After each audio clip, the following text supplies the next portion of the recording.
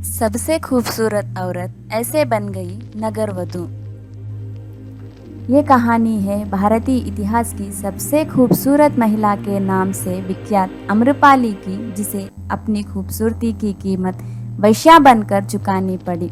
आम्रपाली ने अपने लिए ये जीवन खुद नहीं चुना था, बल्कि वैशाली नगर में शांति बनाए रखने के लिए उसे किसी एक की पत्नी नहीं बनाया गया।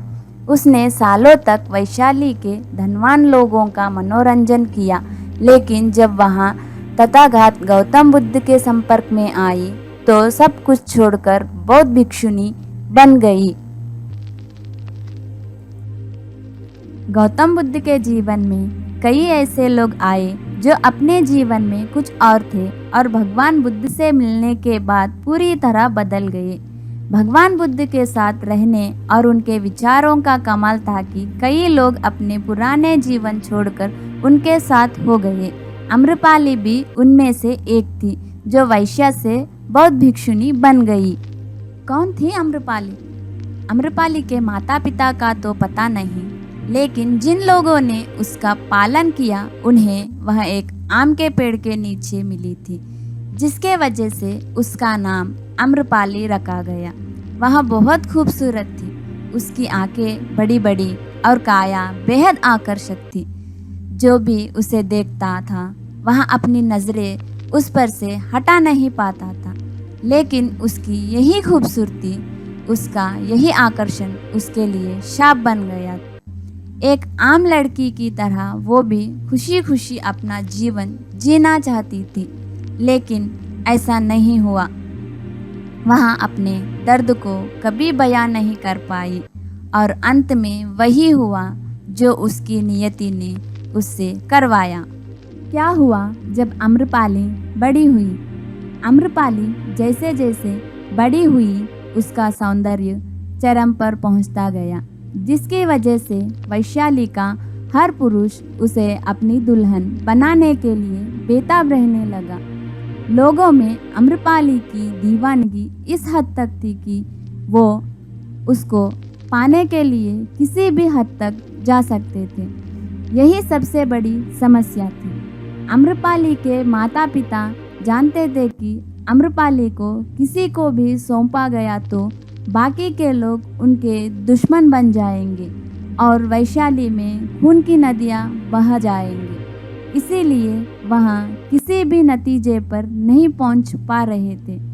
इस समस्या का हल खोजने के लिए एक दिन वैशाली में सभा का आयोजन हुआ।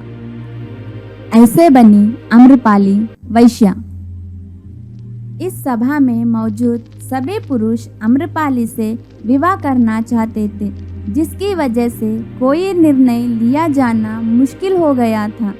इस समस्या के समाधान हेतु अलग अलग विचार प्रस्तुत किए गए, लेकिन कोई इस समस्या को सुलझा नहीं पाया। लेकिन अंत में जो निर्णय लिया गया उसने आम्रपाली की तकदीर को अंधेरी खाइयों में धकेल दिया। सर्वसम्मति के साथ आम्रपाली को नगरवधु यानी वैश्या घोषित कर दिया गया।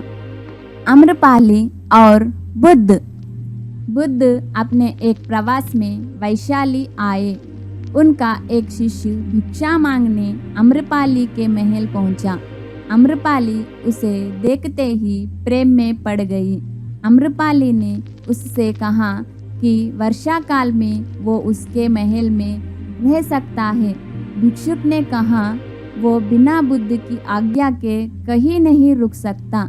आम्रपाली के निवेदन से उसने कहा कि वह बुद्ध से पूछकर जवाब देगा। बुद्ध ने उसे आज्ञा दे दी, क्योंकि उन्हें अपने दम पर विश्वास था। 4 महीने तक आम्रपाली उसे भिक्षुक को आकर्षित करने की कोशिश करती रही, मगर उसका कोई प्रभाव भिक्षुक पर नहीं हुआ।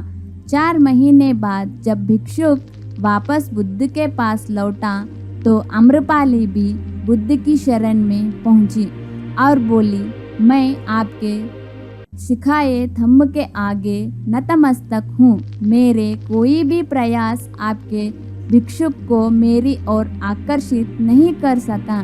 मैं भी आपकी शरण में आना चाहती हूँ। तभी से अम्रपाली बौद्ध भिक्षुनी हो गई और पूरा जीवन उसने उसी रूप में बिताया।